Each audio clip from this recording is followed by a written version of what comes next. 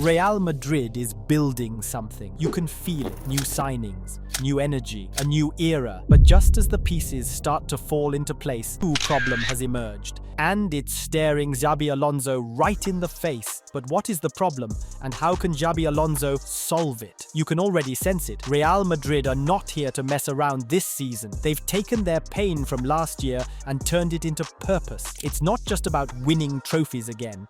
It's about reminding everyone who they are. And to do that, they've started rebuilding the right way with smart, powerful, technical signings that make the squad stronger in areas where they were previously weak. Let's start with Dean Huijsen. A lot of people didn't expect him to walk into the squad and look this composed, but he has. He's been nothing short of impressive. At just 20, he already plays like a veteran. He's strong in duels, solid in the air, and calm under pressure. But what makes him stand out is his ability on the ball. This guy doesn't just clear it and hope for the best. He plays. Short passes, long switches, line-breaking balls, you name it. And then there's his defensive IQ. You watch him, and it's like he can read attackers' minds. He anticipates instead of reacting. That alone has added a new layer of control to Real Madrid's backline. Then you've got Trent Alexander-Arnold. We've all seen what he can do at Liverpool, but at Madrid, it feels like he's been given even more freedom to influence the game. And when you have a fullback who sees the game like a midfielder,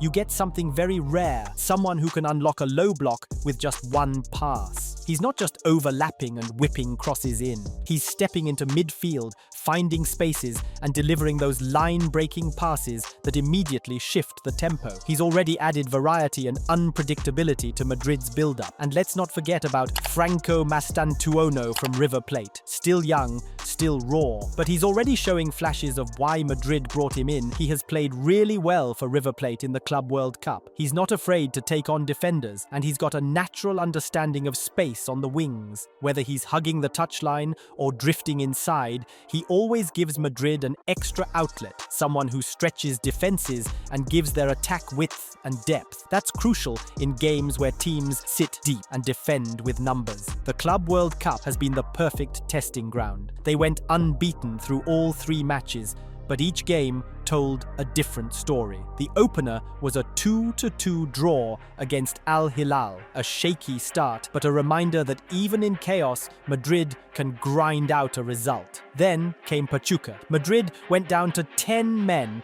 but still pulled off a 3-1 win. That was a real test of character, and they passed. And finally, they brushed aside Salzburg with a 3-0 win.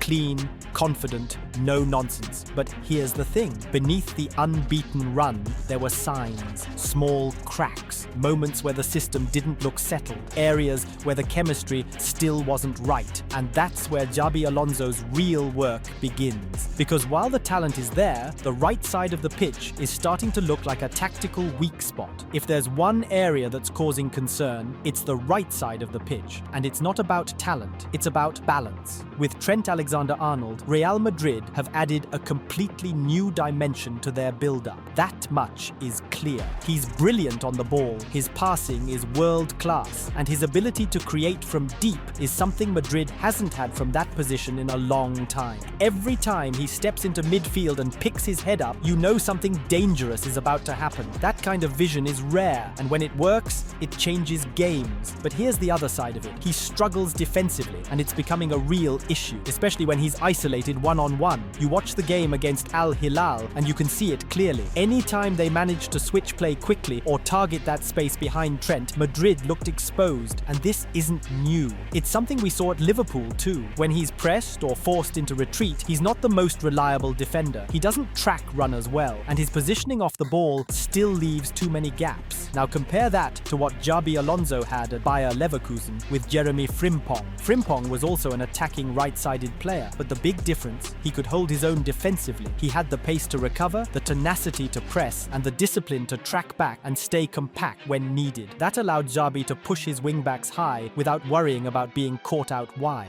With Trent, that same confidence isn't there. You can tell Alonso has spotted it too, because in the last Club World Cup match, he made a very important change. He shifted to a 3-5-2, and it wasn't just an experimental move. It was a clear attempt to protect that right side. In that shape, Trent played as a wingback with a right-sided centre-back behind him. That meant when he pushed forward, someone was always covering the space he left behind, and it worked. The structure looked more stable. Madrid wasn't getting hit in transition as much, and Trent could focus more on what he does best, creating. But every system has a cost. That 3-5-2 may have fixed the right-side defensive issue, but it opened up a new one somewhere else. Because with that shape, someone very important is suddenly not as effective. That someone is Jude Bellingham, and in this new system, he's not thriving the way he should. When Real Madrid signed Bellingham, they didn't just buy a midfielder, they brought in a game changer. Someone who doesn't just control the midfield, but dominates the final third. His timing, his movement, the way he arrives late into the box, it's what made him a revelation last season. He wasn't playing as a traditional number 8 or even a 10. He operated in this hybrid space, almost like a second striker at times, drifting just behind the forward line and punishing defenders who lost track of him. But here's where things get tricky. In the 4-2-3-1 or even the 4-3-3, Bellingham had that freedom. He could float between the lines, overload the left side, and still have support behind him. Madrid's system was built to let him attack. Now, with Xabi Alonso using the 3-5-2, the dynamics are different, and that's a problem. In this setup, there's less space between the lines. There are usually 2 central forwards ahead of him, and the midfield becomes more compact and congested. Jude now has to drop deeper to get on the ball, and when he does push forward, there's not as much room to make those late runs. He's not invisible to defenders anymore. He's right in front of them, easier to track and less dangerous. Against Salzburg, it was clear. Jude wasn't as involved in the final third. He was doing more defensive work, playing more sideways passes, and didn't look like the player who was scoring almost every other game last season. And it's not about form, it's the structure that's holding him back. This is where Xabi faces a real tactical dilemma, because on one hand, the 3-5-2 helps cover for Trent and solidifies the right side, but on the other hand, it blunts Bellingham, arguably Madrid's most influential attacking midfielder, and if your best players aren't playing at their best, the entire team suffers. Alonso could try adjusting the roles within the 3-5-2, maybe giving Bellingham more of a free role or staggering the midfield so he can push higher, but right now it feels like a compromise. A system that protects one area but limits another, and that's not the only concern, because even with all these structural changes, even with these smart adjustments, there's something more subtle going on, something you don't see in tactics or formations. It's about confidence, and right now Madrid is still missing that edge. Tactics aside, formations aside, there's something deeper affecting this Real Madrid team, and honestly, you can't ignore it anymore. It's confidence, or more accurately, the lack of it. Yes, they're unbeaten in the Club World Cup. Yes, they've brought in quality players, but when you watch the games closely, when you watch their body language, their decision-making, their movement, it's not the Real Madrid that plays with authority. It's not the Madrid that walks into a stadium and makes opponents shrink. Take the draw against Al Hilal, a game Madrid should have killed off early, but they hesitated. Possession felt slow at times, attacks broke down in the final third, and defensively they looked unsure of themselves when pressure mounted. Even at the end, they issued clear chances. It's not about ability. They had the talent to control that game.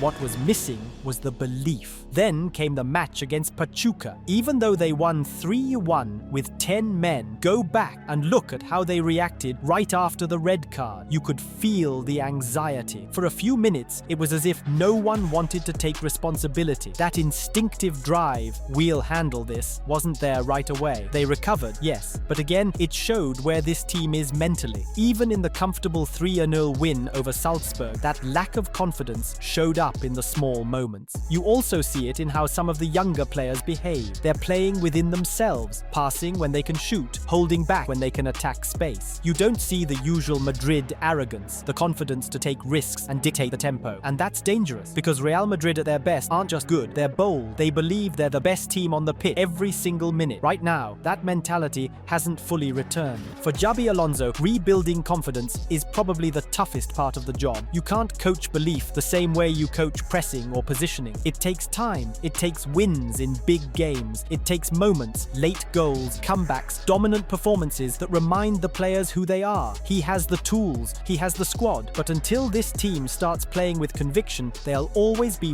one step behind the Madrid we know. And that brings us to the big picture. Because between the tactical trade-offs, defensive vulnerabilities, and mental gaps, Xabi Alonso isn't just dealing with one issue, he's managing a multi-layered challenge. And the real question now is, can he solve it all in time? By the way, if you are enjoying this video, hit the subscribe button. Thank you. So here we are, a team filled with talent, a coach with a clear philosophy, a club that refuses to settle for anything less than domination. On the surface, everything looks like it's moving in the right direction for Real Madrid. But when you dig deeper, you realize Xabi Alonso isn't just building a squad, he's balancing a fragile equation. On one side, he's got Trent Alexander-Arnold, a creative force who opens up the pitch with every pass but still needs cover behind him. On the other, there's Jude Bellingham, Madrid's heartbeat, who now risks being muted in a system that protects Trent. And across it all is a team still trying to rediscover its confidence, still trying to shake off the scars of last season. These aren't isolated issues,